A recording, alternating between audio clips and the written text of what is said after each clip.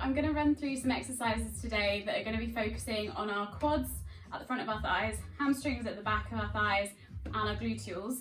They are going to help support our lower backs and also to get our knees moving also. I'm going to give two variations. One's pretty easy if you've not done squats and knee exercises and thigh exercises before.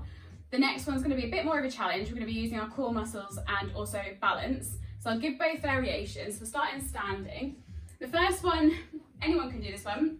Against a wall, walk away from the wall, and you're going to sit at right angles. So the lower you go, obviously, the harder it is, and actually you can practice sliding up and down. You can do as many of those as you want. Sometimes people aim to do between 10 to 15 and then a few sets of those, but if you want to just do it and see how many you can do, that's absolutely fine. Just make sure that you can see your toes. The next one that you can do is more of a Pilates movement. We call this foot series, and the standard size that you can see. So with this one, we're using our core muscles, we're going to be using our quads still, hamstrings, glutes, and balance. So just be careful with this one, just take it slowly. We're going to go into a squat position. So that's where we have our weight going through our heels and through our buttock muscles, just so that we're not tipping forward. So we're going to go all the way down.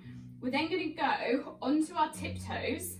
Keeping our heels up, we're going to come up into standing and then let our heels drop down. So it's a squat, onto our tiptoes, up into standing and down. And you can also reverse that as well. So you can go up onto tiptoes, then you come down, then heels come down, strong stand up. I'm just going to do that one again because my ankles were going all wobbly, as you can see.